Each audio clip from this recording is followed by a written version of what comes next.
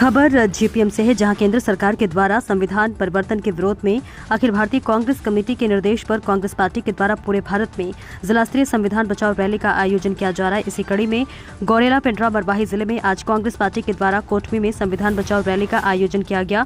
को संबोधित करते हुए इस कार्यक्रम के मुख्य अतिथि कोरबा लोकसभा सांसद ज्योत्सना चरण दास महंत ने सभा को संबोधित करते हुए कहा कि जिस तरह भाजपा की डबल इंजन की सरकार नोटबंदी कर आम जनमानस को बेवजह परेशान किया, इस तरह से संविधान परिवर्तन न कर हम सभी को लोगों के अधिकार के साथ खिलवाड़ किया जा रहा है। इसके विरोध में कांग्रेस पार्टी के द्वारा संविधान बचाओ रैली का आयोजन किया गया है कि भाजपा की सरकार की कथनी करने में बहुत अंतर है। इसी तरह से जंगलों को प्राइवेट कंपनियों को बेचकर पेड़ पौधों को काटा जा रहा है, जिससे आज की स्थिति में हम लोगों को शुद्ध हवा पानी भी मिलना मुश्किल हो रहा है। ये सरकार दिखावे का जनता का हितैषी बताता है और अब असल में ये जनता विरोधी है। हमारे छत्तीसगढ़ में ही स्कूलों को बंद कराकर शराब दुकान खोला जा रहा है। साथ ही आज ही के न्यूज़पेपरों में भी आप लोगों ने भी पढ़ा होगा कि अब गन्ने की जूस की तरह जगह जगह बियर मिलेगा। यह युवा पीढ़ी के भविष्य के साथ खिलवाड़ किया जा रहा है। जब सहजता के साथ जगह जगह बियर मिलेगा तो लोग पिएंगे ही। संवाददाता रतन केशरवानी की रिपोर्ट। सालों में हजारों केस हो गए हैं, कहीं हम लोग सुरक्षित ही नहीं है। रात में हमारी लड़कियां यदि थोड़ी देर में आए तो हम लोग घबरा जाते हैं कि कहाँ गई, कैसे क्या हुआ। दिन दहाड़े लड़कियों को उठा लेते हैं। ये सब क्यों हो रहा है? बेरोजगारी है, पैसा नहीं है किसी के पास, चोरी चपाटी खूनी चाकूगिरी ये रायपुर में आए दिन होती रहती है। तो ये सब संविधान के खिलाफ हम लोग शांति से जीवन क्यों नहीं बिता पा रहे हैं? क्यों? क्योंकि अब तो डबल इंजन हो गया है भैया, और इंजन तो फेल है सर, डब्बे हैं, खिसक रहे हैं धीरे धीरे, जो खिसकते जाएंगे। अभी 3 साल 3.5 साल तो बच्चा है शायद। इस बार कोशिश करिए कि हम कांग्रेस की सरकार रहे तो छत्तीसगढ़ को तो बचा लें।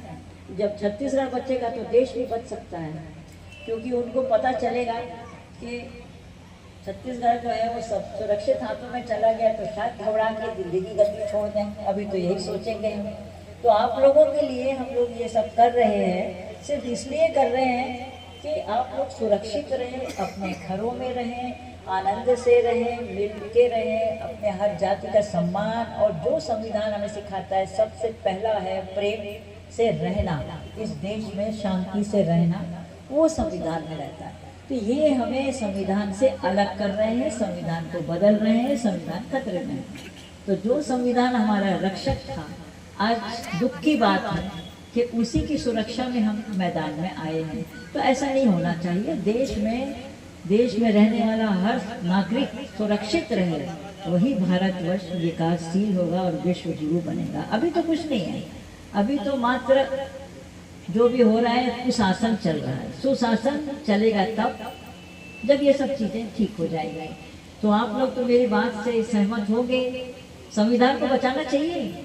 संविधान को बचाना है यानी अपने आप को बचाना है, अपने आप को बचाना है यानी खुद की सुरक्षा करना है। तो आप लोग ये सब करिए। जल जंगल जमीन को, खासकर आदिवासियों को, खासकर हमारे जंगलों को, हमारी पर्यावरण को सुरक्षित रखना है तो हमें संविधान को बचाना है।